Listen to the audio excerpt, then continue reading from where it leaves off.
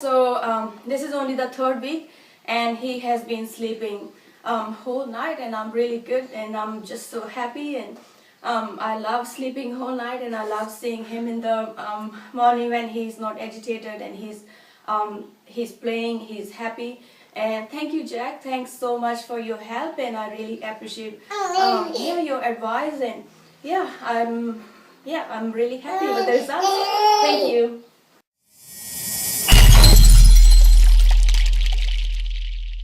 The next tip we've already slightly touched on, and that is putting your baby down to sleep when they're awake, right? A lot of mums and even a lot of nurses and stuff might teach you to feed your baby or rock your baby to sleep.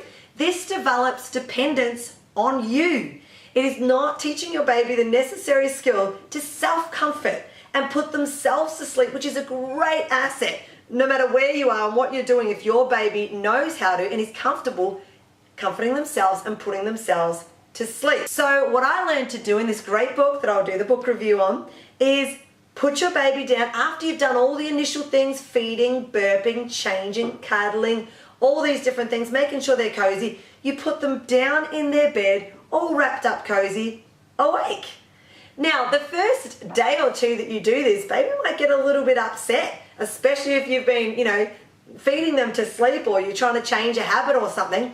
But if they do have a little bit of a cry, there's no problems with them having a little bit of a cry. Good for the lungs, my mum used to say.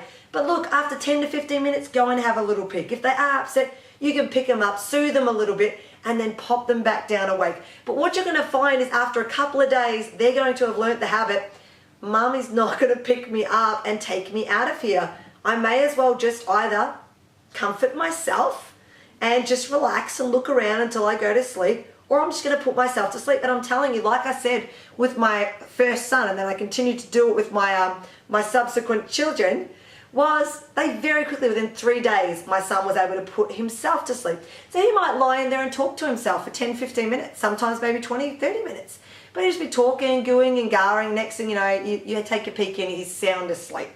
Rather than me having to pop in, rock him, pop in, put a dummy back in, pop him, do this again and do that again. Great, he learnt to be independent of me, and beautiful. That was something our family, therefore we chose not to use dummies or pacifiers or whatever you call, because we didn't want them to be dependent on that, or us having to pop into the room all the time and stick them back in their mouth, nor did we want to have to go through the weaning process later on. So that was our decision. You can decide what you want to do, but basically you do want to be teaching your baby, even from day one, real life skills, that they work around mum and dad, not the other way around, and that they actually can relax and comfort themselves and just relax and go to sleep.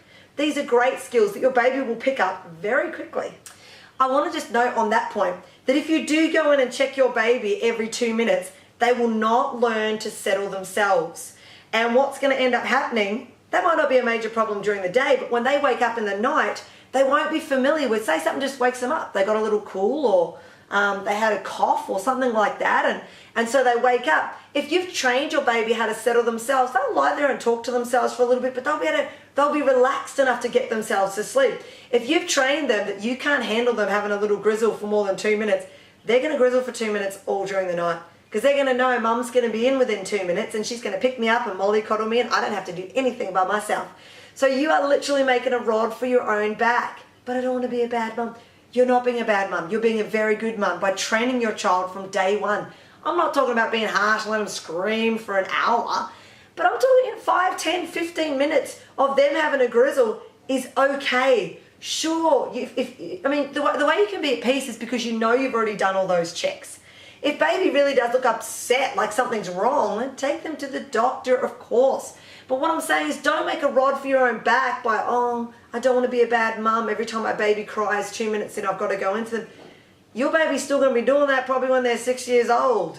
So let's stop bad habits now. Allow baby, go in, give them a little comfort, put them down, and then leave them. They're okay. You can peek through the door if you need. I mean, babies are so onto it. They'll normally see you even doing that. So, but hey, I'll leave it up to you. But it's very good to train your baby to resettle themselves if you want them to be great at sleeping through the night.